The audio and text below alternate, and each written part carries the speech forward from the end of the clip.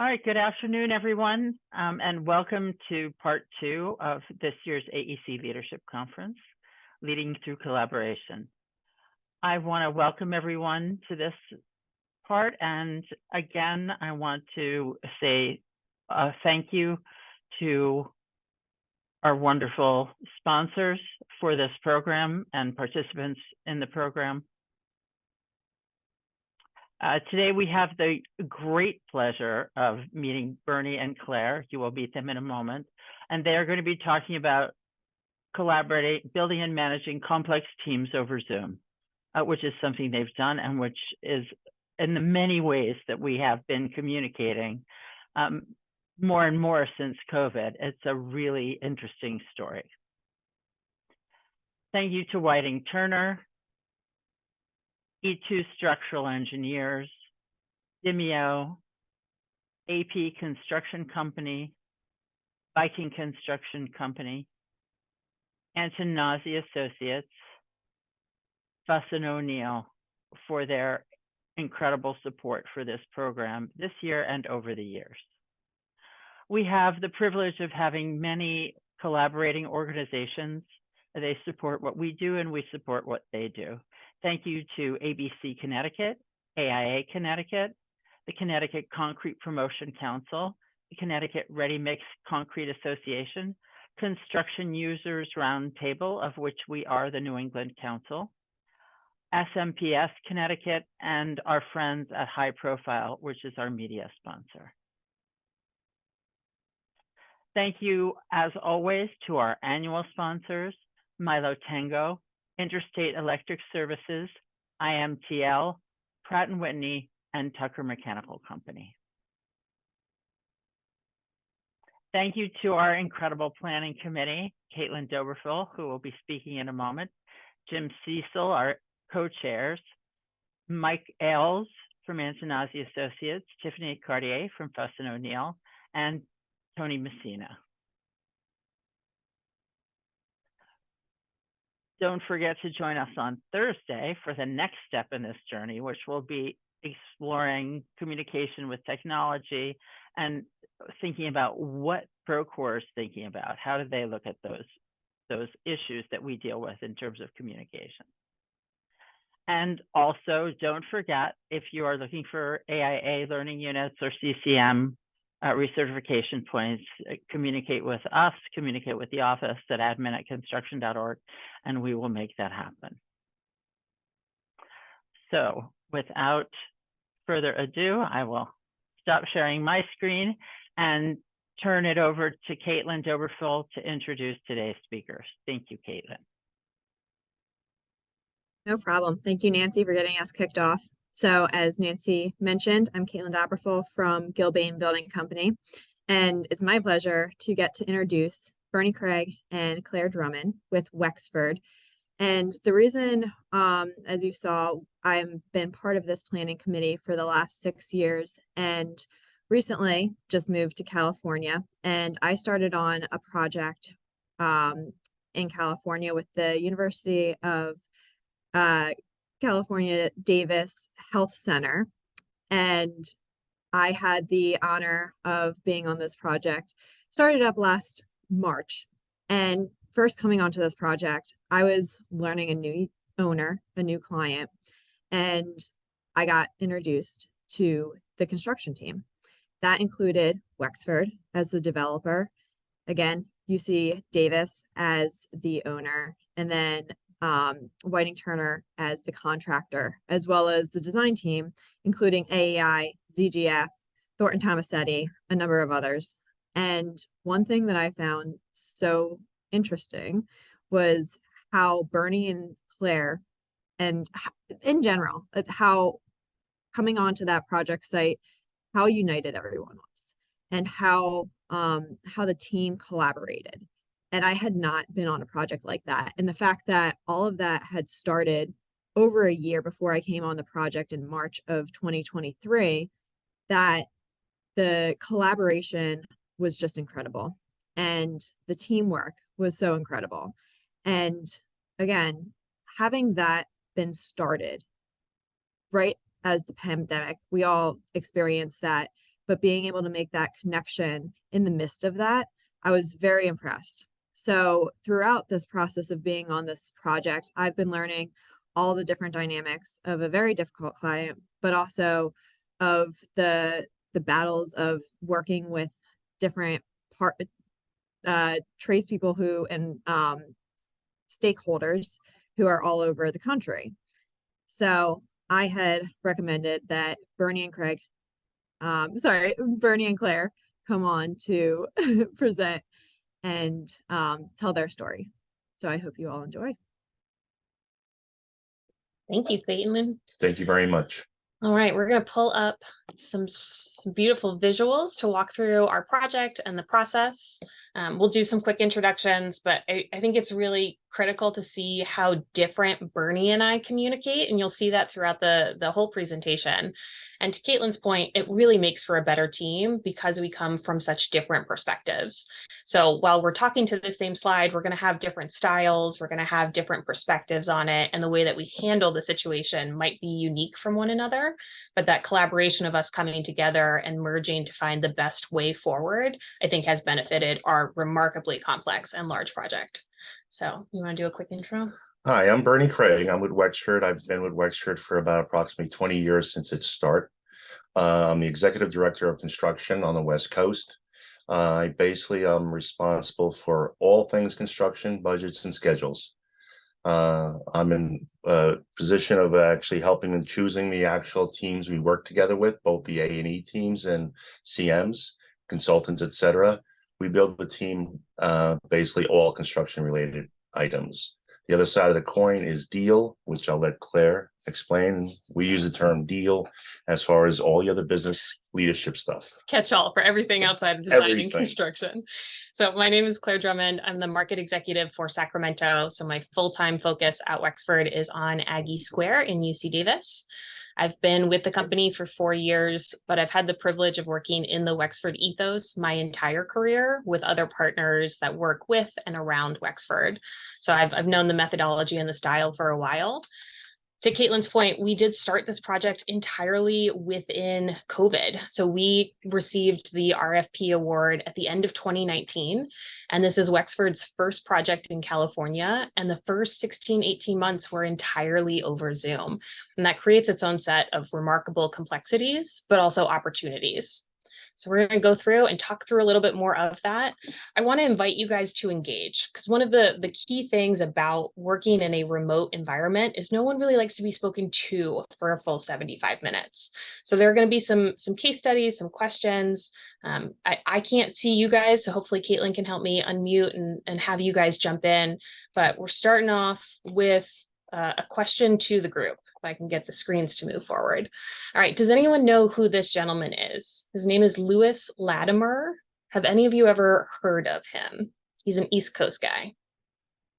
No hands raised, Caitlin? Not that I see, but I do not know him personally. And I didn't know him until, so I was in Boston before I moved out to the West Coast. And one of the crucial components of Boston is all of the rich history that happened in the downtown core. So it's a little bit of a spoiler alert when you look at the picture of 209 or 109 rather court in Boston on the right side of the screen. But this is the birthplace of the telephone. So Louis Latimer in the late 1800s made his way up to Boston.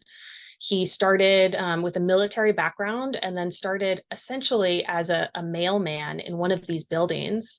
And Louis is eventually one of the key innovators in the Northeast in the late 1800s, early 1900s. He not only helped develop the filament that was used by Thomas Edison for the light bulb, but he became a crucial player in filing patents in Boston. So he worked with Alexander Graham Bell and was able to file the patent for the telephone 3 hours before the major competitor was also planning on filing that same patent in Boston. And the reason I believe that they were able to do that so quickly is because Louis was working in the same building. So one of the key components that you'll see about this presentation and about the quote unquote Wexford way is that location is key. And we design and create these spaces so that people can run into one another. So the next Lewis Latimer can help the next Alexander Graham Bell push forward these incredible moments of innovation because they shared the same coffee machine or because they shared the same outdoor space. And what makes that really difficult is when you take that all away, when there's a global pandemic and you're not working in the same space, how do you keep on engaging with people, motivating them and getting the same outcomes?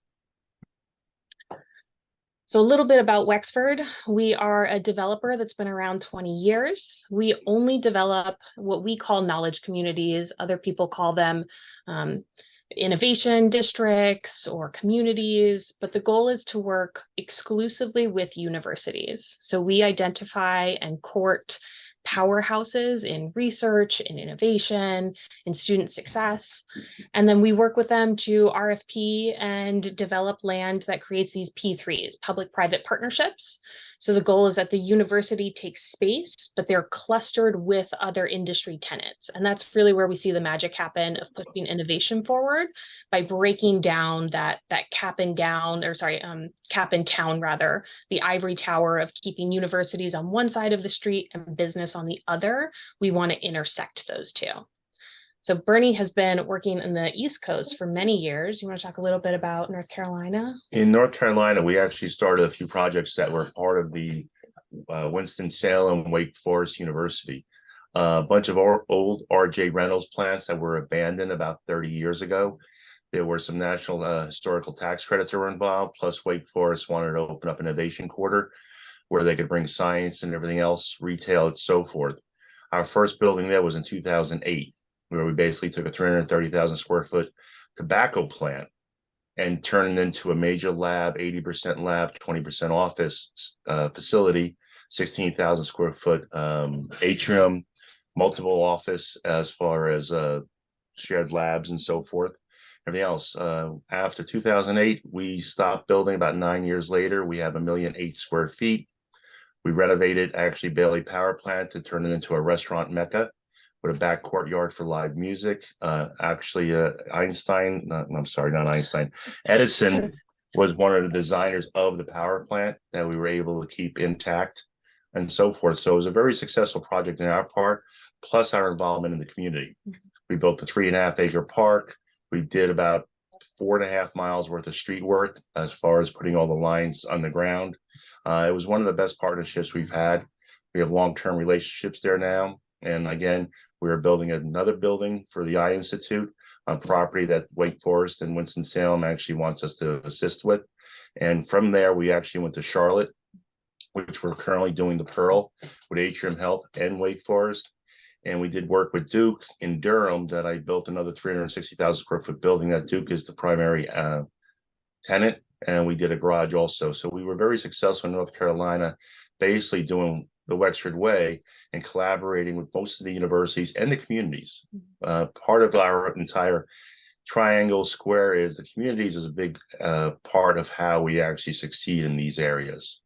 So hopefully that So I want to underscore something that Bernie said. He said 9 years to develop a little over 1 million square feet of development. 1.8 million. Here we are developing 1.1 million in one phase, which is new for Wexford. This is also our first California build. Any of you that are familiar with developing and constructing in California, you could understand why that could be a painful process as we learn some of the California specific regulations. But this is a complex and ripe with opportunity project. The other part I want to underscore about what Bernie said is the focus on community. So again, just showcasing to you guys how important physical space is in collaboration and why it was so hard and interesting to overcome that in a world of Zoom and the pandemic. So here we have 2 renders and 2 photos of sites within our portfolio. The top left and the bottom right are 2 renders of Aggie Square, the project that Bernie and I manage in Sacramento. The top right is 4240 in St. Louis. The bottom left is in Philadelphia, and the bottom middle is our newest space in Phoenix downtown. So in each of these spaces, we like to create the third space. I'm sure you guys are familiar with first, second space methodology. The first is where you work. The second is your home. Creating that space in between that catches you out the door from your office on the way home, where we really find people do the most amount of interacting. So we create these really porous spaces, not only for the tenants and the university partners that have proper space within the community, but also an open invite into the community. So these spaces we like to refer to as our living room, though we make fun quite a bit internally because we keep on changing the name, but at its core, these are Aggie Square's living rooms. And they have these vignettes or neighborhoods that you can see where different working styles can come and interact with different types of people. We would host K through 12 education all the way up to retired professors, all in that same area. A little bit more about the project, and then we'll go into some interesting case studies about how communication evolved, but really just to show the scale of the work here. So 1.1 million square feet of development. There are 2 lab buildings. That's 100 and 200 Aggie Square. They're mirror copy carbons of one another, and they are both 7 stories. Lab East is connected on the 1st and 2nd floor to a Class A tower building, an 8-story classroom, office, community center. We have a mixed use component, and we use mixed use twice in this way. So it's mixed in the fact that it's both student housing and market housing, which is pretty unique and special, but it's also a mixed 5/1. There's podium and then residential above. Another component of the mixed use building, this standalone building. Parking structure, we would be quite dense to bring 1 million square feet of development and not provide parking for Sacramento. And then, like we were talking about, because we're doing this one phased approach, we have the opportunity to develop these exterior spaces. So Aggie Square, Market Plaza, and then there's another mobility plaza up top. We have these great opportunities to connect people in very serendipitous collision ways. It's really important to note that the university already has incredible resources here with one of the best medical centers in the country. They continue to develop. So there's a lot of construction going on around here. And there's still a lot of moving pieces, a lot of contractors driving down the street in the morning. If you want to go back there for a second. One thing also realize, besides the parking component, which I think we all realize on this call is actually a major factor now nationally, the cost of parking, how large it is, et cetera, takes a lot of time and evaluation of how we do it, what size it is, and so forth. And also even just the communication between the parking garage and going through the open green area, for lack of a thing. The budgeting of both the site work, the parking garage, and everything else that actually are not rental income areas we're very conscious of how we work together about as far as spreading the dollars around that. Because the green areas and the public areas are extremely important of how we evaluate the overall space. Even how people walk from the garage to their buildings, et cetera, or how the garage can be used for special events on weekends. That's all part of the development process to make sure we have a 7-day, 24/7 type of facility that can support both our tenants and the surrounding community. Thank you. The goal is to have people have everything they need here: live, work, play, and heal. Last visual, because this is one of my absolute favorites that the architecture team put together, is not only has Wexford really leaned into this community inclusion, but our partner UC Davis has as well. So this is a splice. If you were to cut the lab building in half, this is what you would see. The university has intentionally invested in these interior monument stairs that connect 3 and 4 and then 5 and 6. And they've created these amenity zones or hubs that push people to different floors. So on one floor, you might have conference centers. On the next floor, you might have a very nice kitchen with some high-end coffee. So you're forcing people to move and integrate between the space, which in itself is special and innovative enough, but they've gone a step further, which I have to give them accolades for. These spaces adjacent, they haven't rented, oh, I guess you guys can't see my mouse, but I'm looking at the 3rd and 4th floor next to the monument stair.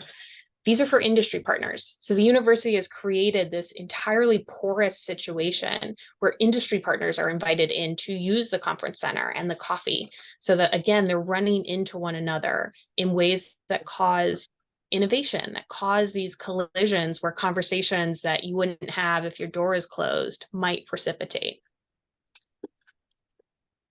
So in a time of COVID, the way our development typically works is 2 years, 2 years, 2 years. We do 2 years of prep and design, really starting to negotiate the legal. We spend 2 years of very heavy legal. That was the bulk of our pandemic time, and then 2 years to construct. So I would be remiss if I did not point out that at the height of COVID, we had to execute 66 unique documents with wet signatures when everyone was home. So we have ground leases for each building, space leases for each building. We divvied up and parcelized the 8 acres, and all of that was happening over Outlook, over Box, which is the example we have up here, and then over hard copies where people had to work to find notaries in their house or go to safe spaces to notarize all of these documents. And it was across the country. We had parties in California signing for the university at the regental level. We had our executives off on the East Coast signing. It was a remarkable moment to see 2 years worth of negotiation come together to 66 signatures that then got FedExed back across the country. And the part of all this is also during COVID and Zoom is that we actually delegated how we were going to approach this. I took responsibility with one of the legal counsels from our in-house staff to basically have bi-weekly meetings twice a week, because then I would have to fall out about how contracts are written, scopes of works, building narrative, etc., to bring back. So we weren't cumbersome with having 30 or 40 people on a call. We tried to narrow it down and said, this is the information we need, this is the correct approach we're going to take, and then actually supply that to our legal. Our legal then would review it and actually bring it up to her. And almost in a chain of command kind of thing, we were able to keep pace with the changes and negotiations that were taking part on the deal side and leadership, that we kept on following it. Now, this was done constantly, where I would be talking to Natalie twice a week, 3 times a week, and then actually talking to Whiting Turner, who was our CM, and architects and engineers about certain parts of the agreement and contracts that had to be changed and revised. Now, we did that constantly because we wanted to stay on top of it, and we built a rapport, that understanding that the way this was going and how the negotiations were going, not dictating, but understanding the flow from Claire and the other leadership, that this is what they're looking for and how could we accommodate it within the documents. Mm-hmm. And that means constant communications. My point is, with the Zoom, the more often we were able to talk, the more relaxed the conversations became, and the more upfront we could be with the conversations. As far as the normal 3 years ago when we did a Zoom, everybody was formal. No one said a word. Everyone was very careful. This is more relaxed, as if you were in a conference room where you could basically throw something out there saying, what are you talking about? And to be honest, that I think helped with our success. We didn't wait every 2 weeks for a meeting. Mm-hmm. We had them just because we had a question and we hopped on the call. So we're going to spend a lot of time talking about communication styles, exactly to Bernie's point. We're both in person in Sacramento in Bernie's office. I have an office right next door. Neither one of us are from Sacramento or live in Sacramento. That's how much we really emphasize the power of being in person. We've both temporarily relocated here to be a team on the ground. But before that, we just had to be wildly accessible and learn how different audiences needed to be communicated to set up for the best success. So we're going to really hyper emphasize on how to communicate to different stakeholders. And we're not saying it's the prescription for all styles. We're saying Bernie and I iterated and learned from mistakes, and we learned from successes. And we figured out crucial ways to motivate and manage our team based on their style of work. One thing, keep in mind, our offices also, and mine are always, and usually the deal persons too, until it turns to marketing, which is a different animal, are always in the trailers. Mm-hmm. One thing about even here, when we have distant consultants and everything else, they know we're actually on site. They actually know we're interacting with our CMs and our leadership within, let's say, Whiting Turner on site, but they also know we visually see the building. Mm-hmm. And I think that actually is a big, powerful way to actually manage, in a sense that the A&E team, even though they may not be here on site, they know we are. Claire actually can ask questions to anyone in the CM team, or take out there and take a physical look at what the building's doing. We don't rent offices a half mile away. We come here every day along with the rest of the people who are involved in the project, and they see us. They know we have a personal stake. When we get on a Zoom call, even now, which we do nationally with other people, it's still a more personal approach. It's not corporate Ivy Tower with glass walls. This is the trailer. This is where it's actually happening during construction, which I think is a very big positive for all team members. When legal comes out here, they love it because they actually see what their decisions and how they interact with some people are done live over Zoom. So I'll highlight two forms of communication that we've already presented. One is on screen. You'll see this is how we best communicate with our legal team, which is repositories of information. So meticulously organized through a box, though each organization uses its own platform for how you structure and save documents. They always have that at their fingertips. Those are pretty static documents once executed, so they stay there. Bernie and I work in a world of non-static, constant chaos, constant new changes and requests. So you'll see behind Bernie, he loves paper. And I give him such a hard time about it specifically because we're in California. So every time he prints something out, I do make a joke. But it works, right? Every time we need to reference something, these pieces of paper change and you know exactly what you have behind you. I'm twice your age. I'm 63 years old, okay?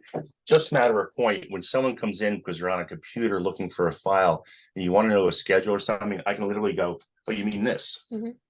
It does have its benefits. I'm not saying someone who can actually look up something in 20 seconds on their computer is not also beneficial, but there are certain key elements of any project that we all go back to reference. Mm-hmm. If it's not the highlighted schedule, if it's not the highlighted layout of what the project is, or the floor locations, there's something that sometimes you want a quick reference to. Where on the whiteboard, you literally have the square footage of every area of the building, because no matter how smart we are, and we balance each other in a sense going, you think I actually remember that? I can usually look at some place and actually show it. So there's different ways to manage and there's different ways to keep records. I think it's a balance nowadays between what you have on a computer mm-hmm. and also the visual, because the visual, I think, triggers things. When someone walks into your office, they go, oh, I didn't realize that. That's a key element because you would not have normally had that if you didn't see something. It's like on a Zoom call where you talk certain things, or you just bring up a pop quiz question. It triggers something else. Mm-hmm. Because on a Zoom call, a lot of times early on when we were saying that it was very fixed and very structured, the more open and flexible we were, the more conversations we had that mattered. Mm-hmm. They actually solved problems. Not this is the agenda, we can't talk about anything else. If something triggers a question, it should be brought up. All right. So Caitlin, you were mentioning that there are multiple stakeholders in this project, but there are multiple stakeholders in all construction. So we've taken a moment to look at the different arms. I like to consider it the 7 arms of development. And today we're really going to focus on the architectural and construction side, but just keeping in mind that we have capital partners, we have our university partner in our case, we have the legal documents. We're very heavy-handed in the way we engage with community. And then as Bernie mentioned, the ultimate goal is to lease these spaces as well. So each of these different groups require different levels of how they track information, how they gauge success, how often they iterate in between these different moments of collaboration. So we want to go through the types and mediums that we've worked through in balance to figure out the best way to motivate these folks. I'm going to try again at the call out from the audience. And unfortunately, Caitlin can't cheat this time because she probably knows the answer. So if anyone else has a guess, I manage a younger woman. She's about a decade younger than I. She is a product of her generation. She loves technology. She uses technology in really smart ways to track information, to delineate information and transmit it to all of our partners. And she's constantly on her phone and her computer compared to Bernie and I, which are a different scale of, computer to paper. I fall somewhere in between. So how would you guess this young woman best gets information from Bernie and I? What would be her medium of communication? If no one jumps in, Caitlin, you can jump in and cheat, but you know her. Anyone? Texting. Testing, we heard you. How would you guess she best communicates? I think, Mike, did you say texting? Oh, I thought you were testing. I'm sorry, yes. Texting. I would have thought so too. I would have thought someone in their, I said that early to middle 20s would enjoy fast interaction. This woman actually exceeds the best by sitting in an office with me. She has to wrangle me, but she sits me down and she wants to verbally gauge each of the bullets. And I was surprised by that. It took me a few iterations to learn that that's how she succeeded most, because that's how you and I succeed most, is sitting down and talking one-on-one. But I also think her generation that we all have to deal with, hasn't been exposed to it. Her college years and everything else and going into COVID, she has not known. And to her, I think it's a new experience going, you mean I can actually talk to a real person? You can drink coffee in front of them. I think it's a value that we have to build upon because it's something that has to be taught, because even though Zoom and Teams are going to be with us forever, and they should be, and I think it's a valuable component, it's not the majority component. Correct. Because construction, which I told her I would say, is a contact sport. You have to act. I told you I was going to fit it in somewhere. It's a contact sport in the sense that you have to be with somebody. You have to talk to them. You walk a job site. You actually have a whiteboard where you can figure out a problem. Some things cannot be done over Zoom because it's a physical endeavor. It's something that has to be done. I think the deal side and anyone on that side also has to understand that the interaction, or actually putting notes up there going, what do you think, is vitally important to their success in their career. That you have to balance the tools that are in front of you. We also joke all the time, because it is very real for us, of like the kick me under the table if. So on Zoom, people would say that as like a precursor to, I'm going to say something that you might disagree with, but you can't kick someone over Zoom. If Bernie says something right now that I don't agree, I can physically kick him. And that's a great benefit to working in person. I wouldn't do it on camera, but I would do it off camera. But how do you overcome that in Zoom? And we really have, like we talked about, so many unique partners. So I just want to pause for a minute. We have 2 slides here of all of the different crucial key players that we have that engage at Aggie Square. You'll see we have the developer and the master anchor, our capital partner and our residential partner. But then we have over 30 unique firms that work from design, construction, consulting, engineering, subcontractors. So I'll pass to you and whatever you want to talk about on these 2.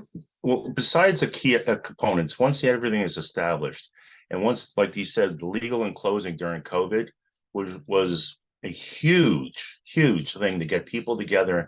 And honestly, I personally think 50% of them didn't understand about signing documents through DocuSign and see if they were legal. There was a lot of hoops that had to get through to make everyone more comfortable. The same thing with our consultants and everyone else. Whiting Turner helped us tremendously on this, as far as with some of the subcontractors and even consulting us with the consultants. It matters that we were able to deal with them, but also they weren't here. A lot of these consultants was always over Zoom. As far as meeting them, we would have private pre-meetings, like sidebars, like everyone knows what they are, before we go into meetings that we all knew what we were going to bring up, and we also wanted people to bring things up, even if it was not part of the agenda, depending on who's hosting, because we knew these things had to be talked about or at least noted.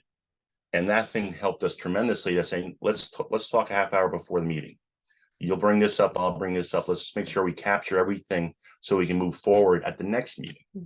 The subcontractors, Whiting Turner did this exceptionally well, as far as bringing them on board early, understanding the requirements of COVID, but knowing that we were going to get out of it. We still had to negotiate contracts, we had to do scope, and we had to do pricing. And doing that online is not always that easy because there's no personal interaction, even if you have a relationship. So we had to build that too with some of the subcontractors. Wexford gets personally involved with a lot of the major subs. I mean, we have a saying in Wexford. We were given the opportunity to actually have the privilege to choose who we work with, for the most part. And Jim Barron's actually started that 20 years ago, and I think we use that to this day. That we try to work with people who agree with our philosophy, our goals, and everything else. And that means getting to know them and making sure they understand that we try to do what's right. And the main goal for Wexford, especially with our subcontractors and our consultants, is what's right for the project, not the politics, not anything else. And I tried not to get involved in this side of the business. But if you do what's right for the project, 98% of the time, you can stand up in a conference room and say, this was the right thing to do. And that's a philosophy that we stay with. Our subcontractors, we try to build that within them. We try to with Zoom. And then when we're able to meet, we actually do an in-person meeting, introduce ourselves. You know, there's a handshake, you know, with the agreement that was made that we stick by. And we're very proud of that fact.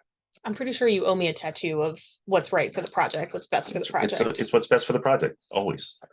So Bernie and I have 2 character flaws, some would see it, but I view them as strengths. The two are that we're both very heavy-handed in the way that we manage, and that's difficult when you've got hundreds of people that you're managing. And we're also really focused on the individual. So we like to spend time to get to know the person, see how to motivate them, see what can stir the pot with them. That is really hard, again, when you're managing hundreds. So the way that we have done this is, I would actually say iterate is probably the first and last. The way that you're able to fail often, fail fast, learn from those failures has empowered us both to really learn the team and how to manage and empower them. But when Bernie and I think about our keys to success of how through COVID, through Zoom, and now in a unique hybrid world where we have partners across the country and frankly, internationally with our capital partner, how do we make that seamless and successful so that we can continue to move at the pace that developers move, which is quite quickly? Well, communicating with our subcontractors or our main principal partners, let's say Whiting Turner, A&E, architects, ZGF, et cetera. There's a leadership in every firm that you actually have to get to know, and you have to know their strengths and weaknesses, the same as they have to get to know us. Communicating that is the biggest first step of any successful project, in my opinion. We balance it. We also try to get to know there's the project engineers, the ones who are taking leadership roles in both everything from they're the project manager for all the casework in a building, or they're doing the P6. They may be young, and we both know that, but also giving them encouragement that we actually recognize who they are and see them, or invite them to a meeting that they actually have a leadership role because that's what they're running with.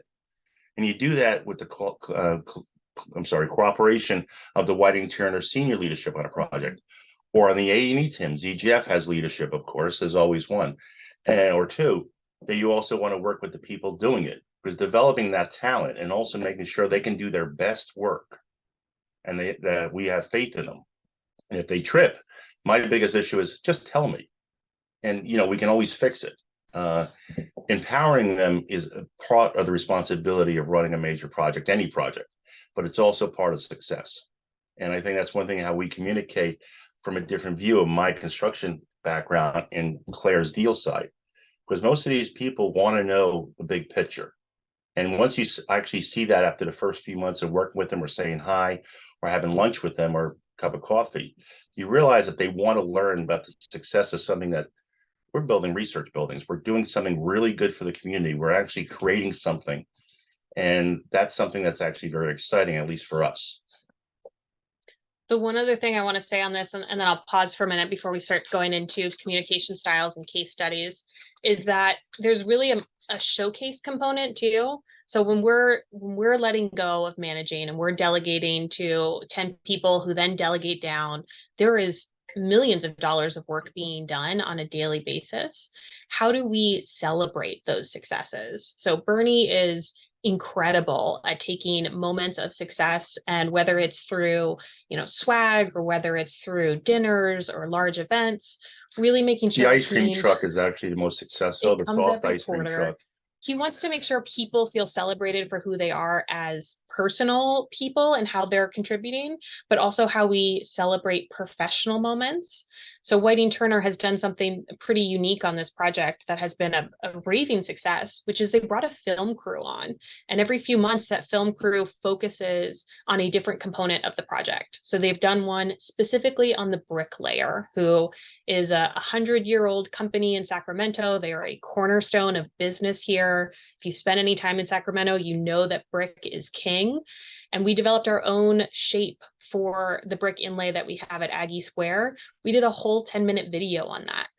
We just did one on veterans. We've done one on climbing cranes, because there aren't that many cranes to be climbed around here. And it takes these really special moments and it broadcasts them, and it celebrates all of the hard work that we've put into this. In delegating authority, whatever else, leadership and authority, some people think it's the same thing, and it's not. When you delegate it and you actually pay time and interest in the person you're delegating to, you're not superseding the leadership of, say, Whiting Turner. You're just paying attention to a project engineer or a PM who's doing the work, and they actually realize you're paying attention, and that you're not questioning them if they're good enough to do it. You're asking them questions that they're in charge of it or they're running with it, and they're answering to their own leadership. They know the mission, they know what the goal is, and they make sure that they realize they have their sorry about that. They have the support that we have to provide, that they can actually do what they were trained to do and hopefully what they love.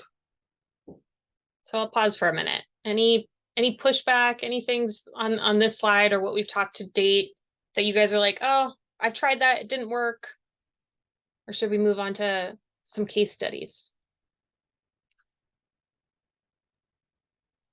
I love the comment on needing, first off, the contact sports stuff is great. You just made Bernie day.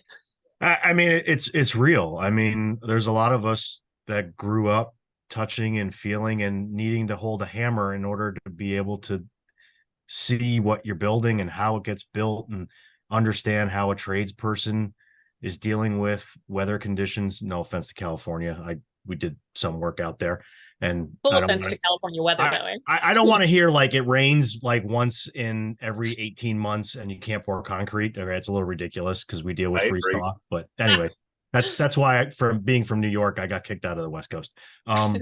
So love the contact sports stuff, but the multi-generational understanding of the personal touches of an all persons held meeting in person versus a Zoom, it's just something that we all have to adapt to and understand the differences. I mean, we're dealing with now seeing kids in high school and college that did a couple seasons worth of, school sessions on Zoom, and how does that now impact them now that they're back in person? So that generational impact is going to have to get addressed as part of our jobs.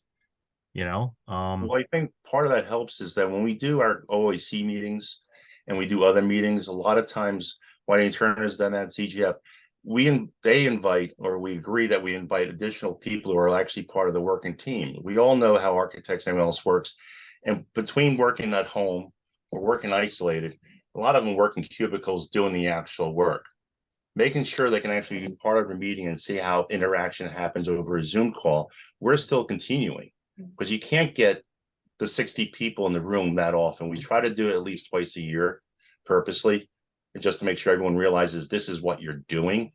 But bringing some of the younger people who in 5 years will be more of a leadership role, we want that to occur, that say, listen, just so you know, you're not here on every call, you're not here on every OEC, but you should be able to stop in and say, oh, this is what occurs. This is why decisions are made. I think that's extremely helpful. So when they do have an opportunity, hopefully, to come and see the project, it actually gives them more inspiration. Anybody from a carpenter to a laborer to an architect, whatever, we're all professionals. And that's one thing we express a lot around here. You are going to be treated like a professional. You act like a professional. Doesn't matter if you're sweeping the floor on the job site or if you're doing something in the architectural office is picking hardware. You're still a professional. And no matter how you do that, if you're treated with respect, at least in my experience for a long time, it does pay off. So, but to your point, there's access. There's an invite into the conversation. But how do you invite different types of styles? So we're going to go through 5 communication styles. You guys already saw the first, which was lawyers and repositories of information. Bernie and I laugh a lot at this visual because he doesn't like it. It is so busy for him, and I love this slide. So I stole this from our architect who created a beautiful Gantt for us in early design. And I now use this as a report out tool for my executive leadership at Wexford, as well as my capital partner, so that we're essentially distilling remarkably dense and complex conversations into small bullet points and deliverables. And they can look at this as a cheat sheet. I did have to blink some things out. I'm sorry for that. But just to show you guys, they see construction timelines with our EIFDs, our offsite and onsite topsoil work. They see our own TI and how we plan to permit and construct that. They see the weeks that OACs fall. In one snapshot, they get a lot of very high level information, but obviously that's just one audience type. So you'll see the audience on the left As we move to the core group of 30 individuals that we have, and I'm so proud that I figured out how to put a GIF in a PowerPoint slide. It's a little fuzzy so that the information doesn't give itself away. But this is how we track our PM group. So the top middle management in each of our GCs and A&E teams, we track priority, completion date, who's responsible, and we sit down every week in a hybrid style and we talk through this. And the GC writes copious notes, and then we reprioritize, we set new deadlines, we assign new responsibilities. It's basically, for the construction people on the call, it's the CDL, critical decision log. In some ways, it almost replaces an OAC meeting, but it's also something that we do through Zoom. Again, the tools that we have are advantage to use. Zoom is a big part of it, because this way we can get on the call with A&E, structural, everyone else, and go through the list. So when we have the OAC meetings, we can actually report what has been completed, what we're currently working on, and what our goals are for the next meeting. This allows us to actually inform the entire group, both our partners and everything else, of what's going on in a very basically daily basis currently. So this is one of the most vital tools any project should have, because it controls cost and schedule. And one thing about cost and schedule, as everyone knows, it's basically the only thing that matters. Quality is always first, because that's a given, but you need the cost and schedule to follow it. Otherwise, it doesn't matter.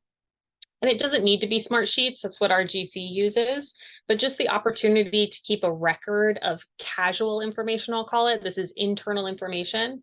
If I miss a meeting, I can still jump in and get all of the salient points, which enable me to go into other meetings. So this type of data keeping and sharing allows us to be more efficient and to be in multiple places at once. But it also allows our CMs, and One Eternal does this extremely well, they can have a call with, let's say, the structural or someone else.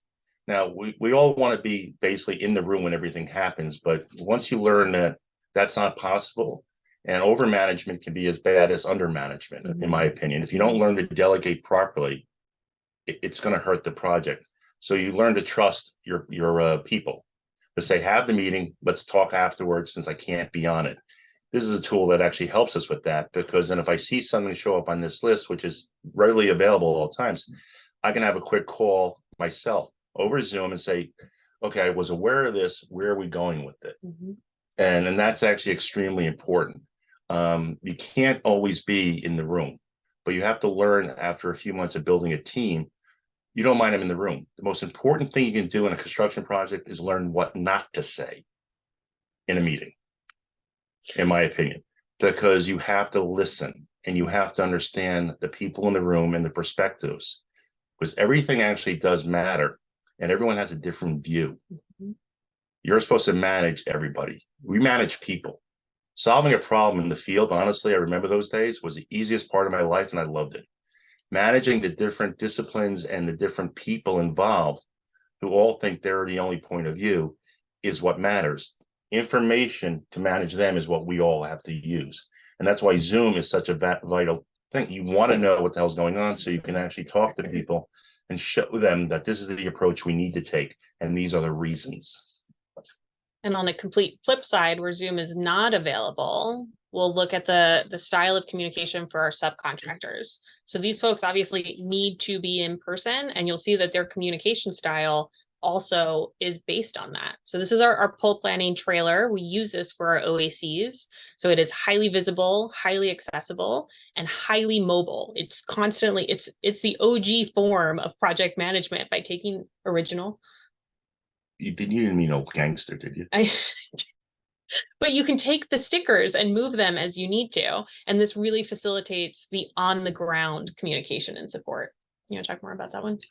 It's one thing that a lot of companies do nowadays, and most companies have always done, where you have the foremans of every trade pretty much come to a meeting, and hopefully you have enough room to put them in, where they go through every daily event, and they actually put it up there on the little stickies, and they go through it. Now you have the electrician, the mechanical, the tin knocker, whoever it may be, the steam fitter, but it also shows them in real live time that this is where you have to be. You're telling me. This is also great for accountability. When someone tells you something, we're planning based on that. And this allows for the leadership going, You're telling me you're done on Thursday. My people will be there on Friday. It's a simple statement. Doesn't seem to like it matters because if you have crews working, you have to actually make sure when they can show up. And this allows the foreman, again, treated as professionals, going, I'm only putting the information that you give me on this. I'm scheduling 40 men to show up because you're telling me that. It works very, very well. I mean, not saying there's no trips or people sometimes don't, but it allows a true accountability of how we're going to manage a project, what needs to be done. And like Claire said, this is done on a weekly basis, but it's also used on a daily basis where certain disciplines would come in, mechanical and the steel guy, and say, this is what has to be done. And this is what's the guide. No one messes with this. But again, you could do this on a computer screen, but when you're looking at some of the people, it's much more real life. You're touching, you're feeling, you're literally picking up going, I will be done on this Wednesday, which I think actually gives a different perspective to the workers. All right, last communication style, which is by far my preference. So this is our team. This is the 4 of us at Wexford that manage Aggie Square. I rely very heavily on Teams. We've been talking quite a bit about Zoom. We're actually a Teams company. It's the same thing. Yes, but this is how we facilitate very quick responses, right? The goal of this style of communication is not to store information. It's not to store critical decisions or give timelines. It's to get immediate yeses or nos or gut checks. We were also joking earlier about kicking under the table. Teams is a great way when you're on Zoom calls across the country to send a message and say, nope, we're not talking about that here, or the number you're looking for is this number. And you're able to really rapidly correspond with your team in ways that I think elevate and empower a conversation by giving people really quick responses. This has helped me tremendously for the last few years because exactly what Claire said. It's one of those things going, you would literally say to someone, do not go down that rabbit hole. Or we need to talk about this later today because we'll all give the answer going, we're going to look into that. You know, because you don't want to actually say no or yes, especially with your partners, but you also want to make sure you're fully up to speed with the knowledge that can help decide the question or solve the problem. And this is a very active where I've learned not through email, but it's live and you can make a note, you know, right after this call me, you know, and move forward. This with Teams does make it more live action. And I think this is also a bit more personal because you can make a comment, a joke. You can actually say, you know, when are we going to be done with this? But it's more interactive. It's more personal than a normal Zoom call where you're actually looking at a room with 30 or 40 people. And when we talk about how to get that like one-on-one relationship, I use this tool often, even on really large Zoom calls. I'll share a little secret, but I will often engage with people one-on-one during calls and just try and, you know, make them smile, like take something in the conversation and make sure that they're listening and make a little joke about it. It's a personal insider secret of mine that I do try and make people smile live on camera. I take great joy in that and also, you know, being made smile. But you're engaging with people and you're creating that level of partnership and really good work style so that they know you're paying attention, they're interested in you. And again, it's fast and tactile communication. And then to who was speaking earlier, I'm sorry, I don't know your name, but just really engaging with different generations and finding ways to communicate in manners and patterns that make the most amount of sense to them. So now we're going to look at some case studies, some things that were really difficult in an otherwise already difficult project and how we manage the process and the communication throughout that. So we've got 3. We'll see how many we can get through. But again, I encourage you guys to jump in, ask questions, provide feedback. Please feel free to talk over us. We will be quiet and happy to engage in conversation. So the first case study was about a really big change of occupancy type in our lab building with the amount of MAQs, maximum allowable quantities of hazardous materials. You want me to do the prep or you want to do the prep? No, basically the way the lab, the floor was actually designed was actually B occupancy. That was based on information, everything else our partner wanted to have done. Now that did change actually very recently. Now, the question came up based on them getting the actual investigators and everyone else on board that were a little different than we had expected 2 years ago. So to accommodate them, you know, we were told that this is what they're thinking about and can it be done? And the first thing me and Claire does was, one, make sure legally and everything else, the building and the leases and everything else allowed it. The second was to get our engineers and everyone else on board to say, this is where we're going. We think this is what they want. Now, that was done through multiple Zoom calls, not even in person, saying this is what we're looking at. And that was from 4 different places across the country. Now, we need to get back to our partner and just to show them that this is possible. It can be done, but there's going to be a lot of work required. Now, we also were allowed to get onto what with Whiting Turner, the same thing, all within a 2-week period, going, how long will it take to evaluate what this is? Besides the design and the concept, then it actually is how, for scheduling wise, for pricing. And we were able to come up with some real dates. We accelerated them as much as possible, and understanding that our partner, UC Davis, was wanted to do this very badly, but also cost and schedule affects it. And since we're trying to do what's right by the project and the building, we were able to put everyone in a 6-week pattern of as far as creating the scope, what actually is at stake, and the cost impacts to it. And that's when we came up with a documentation that we can actually present to UC Davis saying, hey, if you want to do this at this stage, this is what we believe are not the consequences, but the cost and the overall impact of schedule and the decision making that we needed from them to make this happen within the schedule we have. Yeah, so to put a finer point on it, Bernie said it happened recently, which just to give really clarity here, we topped off on the core and shell 5 months ago. We are painting on the floors that UC Davis wants to consider a different occupancy type. So while that in itself is complex to manage, that type of rebuild during active construction, our other partner, the other side of this coin, is our capital partner has dates that Wexford must hit for its core and shell and its anchor tenants for us to be able to start recuperating revenue on the space. And we are not allowed to miss those dates. We don't miss dates. When Bernie and I are looking at this relatively large change, again, I'll make a joke about California and occupancy type and the conversations one has to go through with California fire marshals. Our immediate thought is, what does this do for our ability to hit dates while also making our client really happy with the space? So we sat down with the 4 of us, Bernie's boss, our team. Bernie's boss happens to be an engineer, so he's able to think through some of the risk mitigations. As opposed to me? Bernie is also able to think through a lot of the risk mitigations, but it's good to have these diverse perspectives. And then to Bernie's point, we're doing virtual meetings, but we also sit 2 blocks away from the fire marshal. We have built over the last 3 years a really good relationship with the authority having jurisdiction, which happens to be housed in the university in this case, so that we can go over and say, look, guys, we're entertaining a pretty crazy idea. We want to talk you through what we think we can manage. We need you to be comfortable with it. How do we get you there? And those have been incredibly rich and rewarding and difficult conversations that over the course of 4 weeks, we've been able to manage. One thing we all know, if it's through Zoom or anything else, and we had conversations with the fire marshal's office 3 years ago through Zoom or Teams during COVID, for them to get to know us. And we're a developer, which means right off the bat, we're getting 2 strikes against us because of, just what people think, our reputations. But building up a little bit of credibility and building up a little bit of integrity and being honest right from day one and not varying from that. It's also one of the reasons we choose the people we work with, Whiting Turner, ZGF, et cetera. It allows us to have an open conversation about something like this. And it allows us to set up a Zoom or team meetings with the fire marshal and our engineers, not 2 weeks from now, but now. Can you get on the call so we can walk you through it? That benefits everything. So it's one of those things we were able to solve the problem, but also these kind of items are not going off track. There's going to be a time very soon where it's day 2. Again, everyone knows in construction, if we don't make the scheduled date and we don't make it the budget, no one's going to remember why we didn't 2 years from now, except we missed it. And that's one thing Wexford is very proud of. We do not miss dates or budgets.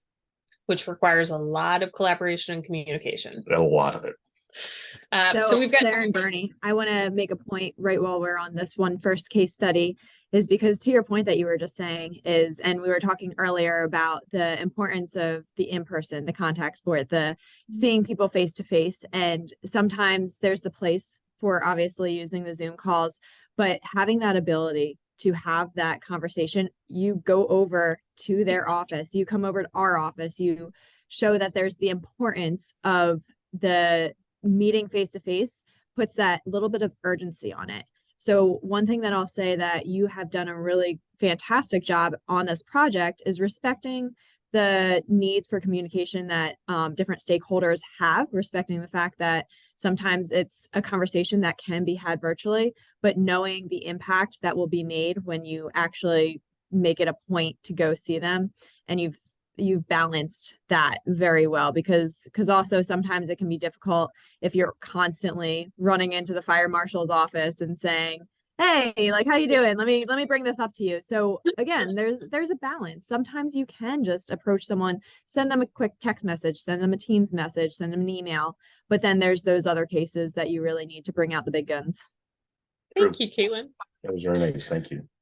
All right, I want to hit on the second case study for just 1 minute, and then I'd like to open up to Q&A. And if there aren't any, we'll move on to the third. But we've talked about 5 different styles of communication, and we would be remiss to not talk about one that developers use quite a bit, and that is money, right? Like using money to show values.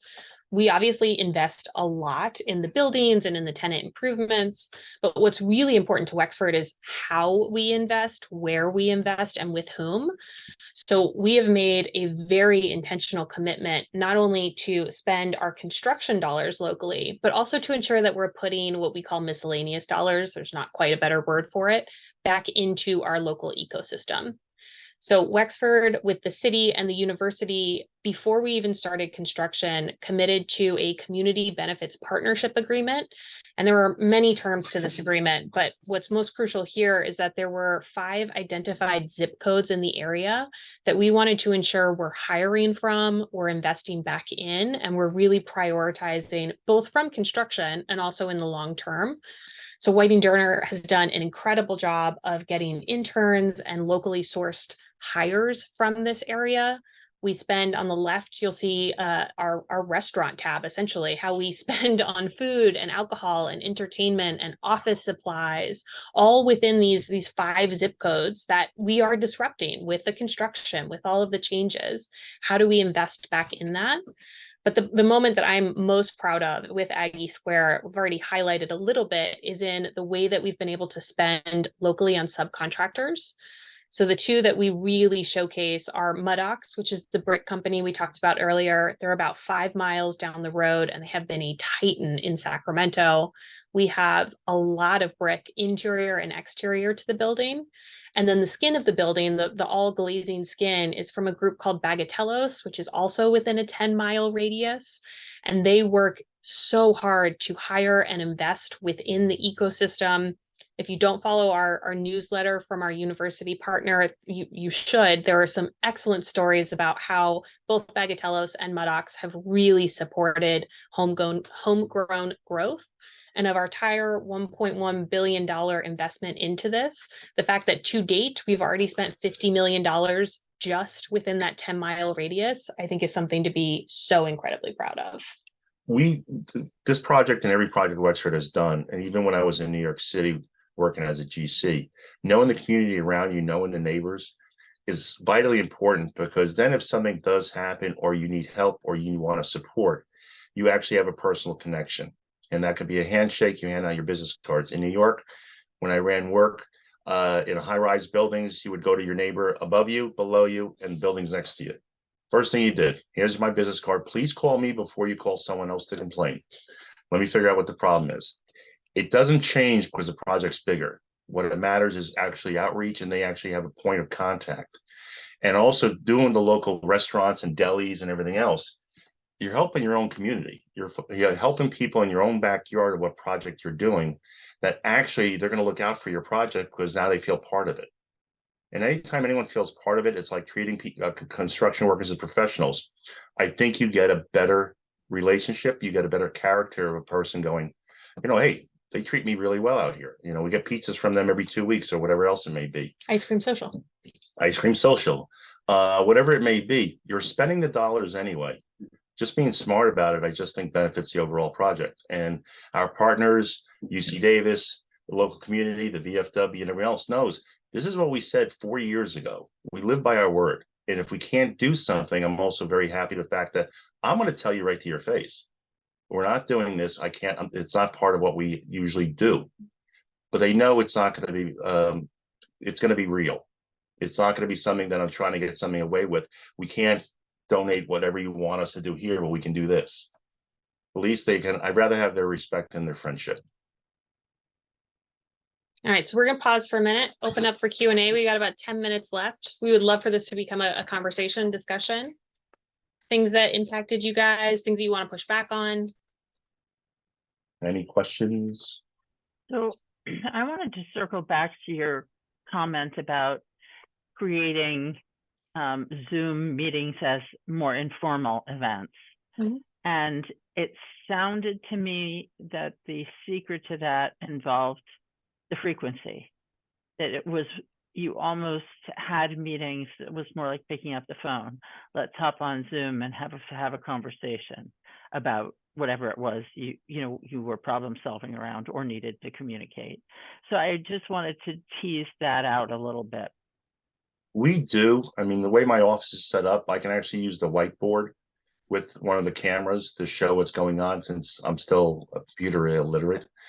But also, if you want to get on a call, the first thing Claire would do, and also she taught me this, is call instead of do Zoom or Teams instead of calling.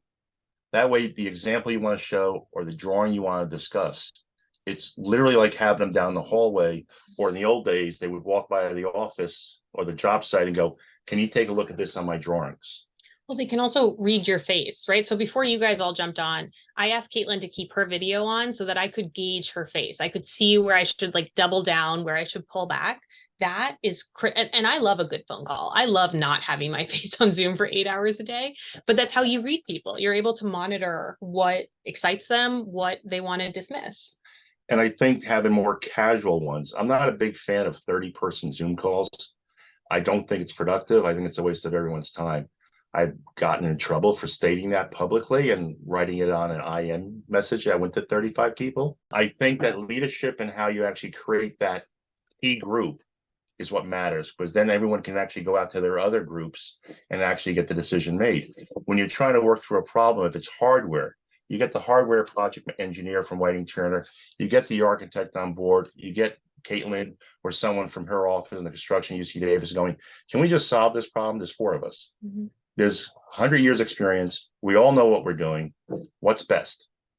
And I think that's a lot more productive than actually creating a committee to discuss it. And I think the more casual that conversation can be is like, well, you guys can't all stop in the next hour to go over this, but can you jump on for 15 minutes? That, I think, is where Zoom or Teams is going to get better. Because then everyone can say, listen, I just sent you the exhibit. I'd like you to take a look at it. Can we jump on and I'll walk you through it like the old days? What do you think we should do? Frequency and level of formality. We like to be very accessible. Mm-hmm. So you'll find us being casual, informal, getting to know about our partners, our partners' families. We really like to make it as inviting as possible by not creating this like formal hierarchical wall. And then we do it, Nancy, to your point, every hour, every day. We're constantly iterating and calling and tweaking little things. Because I'll call people and say, can you get on a Zoom call? I really want to go through these details. And I just want to do it real quick. And I'll send the questions I have or whatever else. And it's a lot easier. 90% in construction or even design, problems can be solved within the core group. All of us should be wise enough to realize that 10% or 5% that we can't, that's when we need to go to leadership, because we're being paid to solve the problems and accomplish the goals that were set out by our bosses and our partners. And that's one of the things I think some people have lost with Zoom. Not everyone needs to actually know what's going on. Not in 30, 40 people, 25 people doesn't get anything done, in my opinion. I just think 4 or 6 people or 8 people on a call gets the world done, gets the decisions made. You can actually build upon that and do everything else forward. I am going, let's talk about this and keep it moving. That to me is communication. Thank you. What else? And I want to add to that too, is because one thing that you've brought a lot to the virtual world is the human aspect. So again, making that informality, again, allows people to come to the space as their own human selves. Mm-hmm. Bernie and Claire will, as you probably have noticed during this this session, is I have a very hard time holding in my facial expression. So if I think something's funny, I'm going to be laughing on the Zoom call. But the funny thing is, during a lot of our meetings, you'll see that from these two.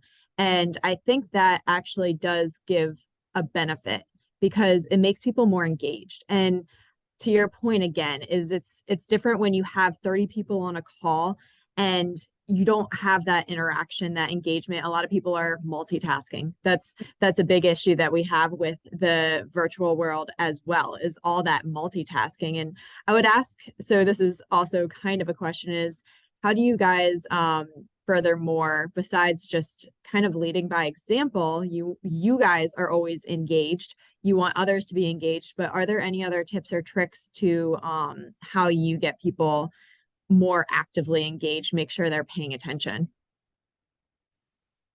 I'm hyper playful. Once you get to know me, I try not to lead with that foot, but unfortunately that's the foot I often lead with, is I'm very playful. So like I was mentioning earlier, I will message people in meetings, and it serves as a gut check of like, are you listening? Are you paying attention? But it also like they light up a little bit, and then they realize they're on camera, and then they focus a little bit, and it plays with the range of human emotions. I also like to make sure they actually know that their opinion matters. Completely agreed. And when people say, well, do you want to ask the leadership of White and Turner here? I go, no, you're the one actually with the documents in front of you. You're the one studying it. What do you think? If it was your money and your schedule, and this is a guy maybe or a girl who's got 3 years experience, but the greatest ideas in the world can come from a freaking 14-year-old for all I care. If it's the right decision, it's the right decision. But you never find out unless you ask. And if you don't use their answer, I think the biggest part of it actually, and I'm not as fun-loving at the beginning, I've been told, I seem to be hard, is you explain to them why you didn't actually take that answer. And I think that's an issue a lot of people have. Asking for an opinion does not mean you're using that as a choice. It means you want them to say, you thought about it. Okay, that's not a bad idea, but we're going to go this way. And if not at that time, later on, say, this is why we're going this direction. There's a lot more information that you're not aware of, but your answer was very valid. There's a bigger picture to it. To me, that's more of a mentoring, teaching, going, it does matter. And sometimes you'll be right, sometimes you'll be wrong. If we're not going to go that direction, out of respect, you deserve to at least get an answer why. I'll give 2 other brass tacks examples. I don't like doing this, but I found it really worked with these larger, like 30 group person meetings, is I do level setting at the beginning of every single call. And it feels a little nitpicky and onerous, but it's, here are the things we're going over. Here is the decision I need at the end of the day. So over the course of an hour, you are absolutely going to lose people's attention. They're going to be emailing. I am the worst at that. So Caitlin, thank you for saying that I set good precedent. I don't. I'm always working during meetings. But if I know what the decisions are, I'm going to pay attention to those because I know I need to react to those. And then the second piece is I set people up for success when I know that they're not listening. So when you have a question for someone, I call their name out first. So I say, John, we're talking about this one component. I want us to really hone in and focus on this. A lot of people have a tendency to ask the question and then say, what do you think, John? And then John's like, oh, can you repeat the question? And it sets up for this like weird hiccup in the meeting where he wasn't paying attention. So calling first and then asking the question, I think empowers better relationships and answers. You're only as good as your team. Completely always. Agreed. The other part of Zoom and Teams, I know this is the purpose of this call, is people take photographs of job sites and other issues and they send them by email and so forth. What's been happening a lot since COVID and we're back into the normal, semi-normal world, is I have architects and even Whiting Turner and other CMs I work with across the country will take videos of issues while they're actually talking and describing the issue or the problem, which I have found extremely useful, that they'll actually send it to you saying, this is what I'm looking at. What do you think? This is a question and comment. And it's 1 minute, 3 minutes, but it actually cuts down on the amount of time to understand something. And it's a very good use of Teams. And hey, you have a minute, let me walk you through this. I'll come to your office later, or let's hop on a call later while you think about the answer. That's something I think we're only beginning to understand, of how to describe a question or a problem from a job site to the teams. And that could be an engineer in Wisconsin and myself going, take a look. I want to walk you through what I see. Visuals are key. Yeah. We appreciate you so much again. There were so many good key points in that. I know Nancy will be bringing some key points back, and I hope everyone on this call took a lot of those, whatever, maybe say some solutions for your current project. There's a lot to be learned here.